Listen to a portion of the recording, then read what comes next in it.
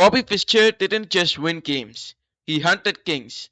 In today's game, I'm going to share how Fischer sacrifices pawns, sacrifices a knight, sacrifices a rook, and does not even let black castle once. This is one of the most brutal attacking games you are ever going to see. And trust me, after move 10, black is already suffering. So let us watch how Fischer destroys him move by move. So we have the opening phase where e4, Bobby Fischer is like playing the king's pawn opening, classic, aggressive, direct. His opponent play e5, knight f3, knight c6, bishop to c4. The Italian game idea is very simple. It is attacking immediately towards the weak f7 square or the f7 pawn, which is the softest point in black's camp. Now black is playing bishop to c5. This is the normal development. Everything is looking calm, but not for long. Boom! And b4, this is the EVANS gambit. Idea is simple. Fischer is like, take the pawn, I dare you. You are going to lose. Over here, he is sacrificing the material for speed, for attack. Over here, bishop take b4, c3. Now attacking the bishop and gaining more and more time on the clock. Now the bishop has to move again. What's the best move? Bishop a5 to create a pin. Now what his opponent played? Bishop e7. Over here, like bishop to e7, black just moved the same piece twice in the opening, and it is like development loss. Over here comes d4, the perfect center strike. Fischer is now controlling the entire middle board, and this is what gambits are about. Time is more valuable, development is more valuable than material. If you observe carefully, black is ahead a pawn. But via development, via time, who is winning? Bobby Fischer. That is white. So over here, this is how the center explosion is happening. His opponent played e6. This move looks solid, like it is protecting the center, but it is a passive move. Cause black is blocking his bishop, blocking, and giving white full freedom. Over here, full freedom to play queen p3, some attacking moves. Now instead of playing queen p3, Bobby Fischer is like, he wants to open up the position immediately. So he is capturing. Now that's the reason this is inaccuracy. Queen to p3 must be played, even as per computer analysis. Over here, d take e5, knight take e5. Now trades happen. But before making any trades, you must look carefully. What are its impact? Over here, black pawn structure is already damaged.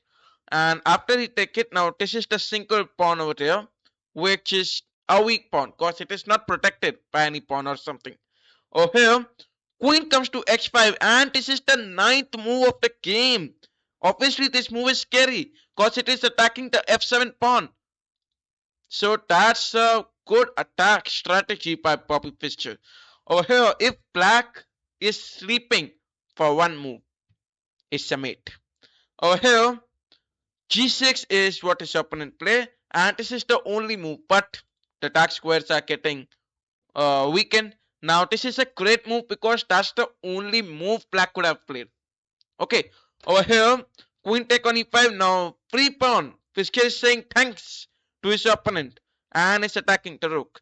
So his opponent played knight f6 and then comes bishop a3. This is a quiet move, like quiet move because this is not very beneficial or something, but still it is a deadly move because this bishop is attacking the opponent's bishop. How? If he try castling, queen take on the bishop. So black is like not even castle for a second. His black king cannot even think or even take breathe. Anyways, over here the attack begins. Now his opponent play rook to f8. And then comes castling. Fischer is like castling calmly, king safe. The rooks are going to be connected later on and the attack is already ready. Knight comes to g4. Now his opponent is like trying some counterplay, but obviously it is too slow because you could easily protect the queen, and that's what Bobby Fischer doing.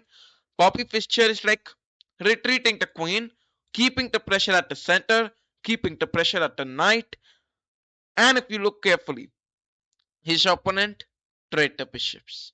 Knight take on a3, and now if you look carefully, rooks are already connected well, and if you observe the knight are developed, the rooks are connected to each other, so it is a very good point for white inside. Now if you notice, all the pieces of white are well developed. Meanwhile, black's pieces are confused what they are doing.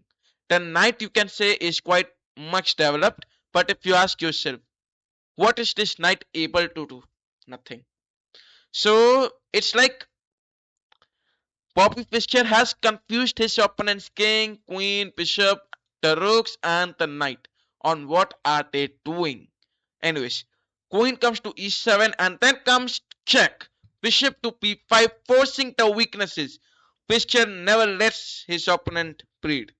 Over here c6 and then comes beautiful square. The knight jumps to c4. Attacking forward is the main plan. If he take the bishop, which he does not play, thankfully, because he would have lost like this. Over here, his opponent played queen to e6, and the knight was like about to become a monster. Rook comes to d1, rook comes to the open file, and that's the brilliant move. You know why? Because if his opponent captures the bishop, and that's what happened in the game. Queen comes to c7. Look at the queen. It is infiltrating the 7th rank. Basically, the checkmate territory. Over here, bishop comes to d7. His opponent is like desperately defending his checkmate. Boom! Knight to d6 check. His opponent play the king. The king is like dragged forward without any notification. I mean, notification obviously. Over here, king comes to e7. Knight to f5, and that's a brilliant move. What a move! Like, he is sacrificing his pieces like a mastermind. Over here, his opponent take it. Now his opponent also take it. Bobby Fischer captured it back, and then this was black to play position. If black takes it, the position explodes. Queen take it, queen check, king moves backward, rook check, the bishop moves. Queen over here is a bombastic checkmate. So let us get backward and come to the point. What his opponent does. His opponent is like not capturing it. So his opponent play rook to c8. Now he is like sacrificing the queen and like trading the queens like that. So what comes in the next move? Over here comes rook sacrifice to d7, and Fischer is giving a full rook. This is a pure attacking art. At this point, material is not something what matters. The checkmate is something that matters. Over here, queen take d7 check. I mean not check. f6 check. Knight take on f6. Rook to e1 check. Knight e4.